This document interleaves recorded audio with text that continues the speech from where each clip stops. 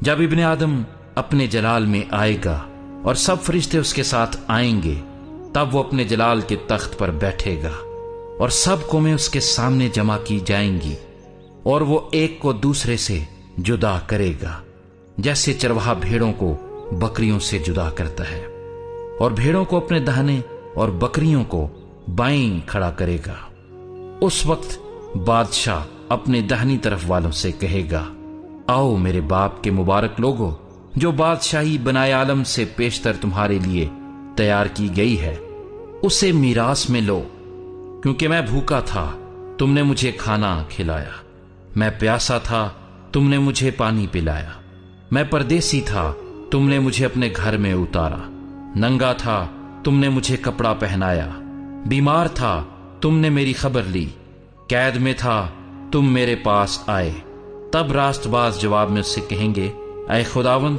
ہم نے کب تجھے بھوکا دیکھ کر کھانا کھلایا یا پیاسا دیکھ کر پانی پلایا؟ ہم نے کب تجھے پردیسی دیکھ کر گھر میں اتارا یا ننگا دیکھ کر کپڑا پہنایا؟ ہم کب تجھے بیمار یا قید میں دیکھ کر تیرے پاس آئے؟ بادشاہ جواب میں ان سے کہے گا، میں تم سے سچ کہتا ہوں کہ جب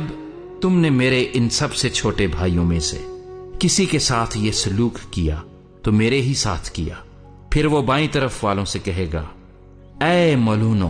میرے سامنے سے اس ہمیشہ کی آگ میں چلے جاؤ جو ابلیس اور اس کے فرشتوں کے لیے تیار کی گئی ہے، کیونکہ میں بھوکا تھا، تم نے مجھے کھانا نہ کھلایا، پیاسا تھا،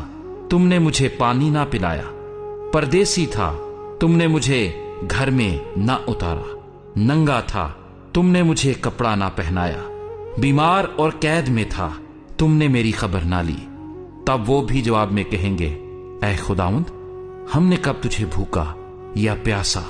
یا پردیسی یا ننگا یا بیمار یا قید میں دیکھ کر تیری خدمت نہ کی؟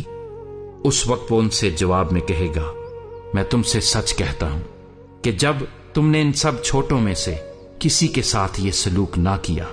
تو میرے ساتھ نہ کیا، اور یہ ہمیشہ کی سزا پائیں گے، مگر راست باز ہمیشہ کی زندگی۔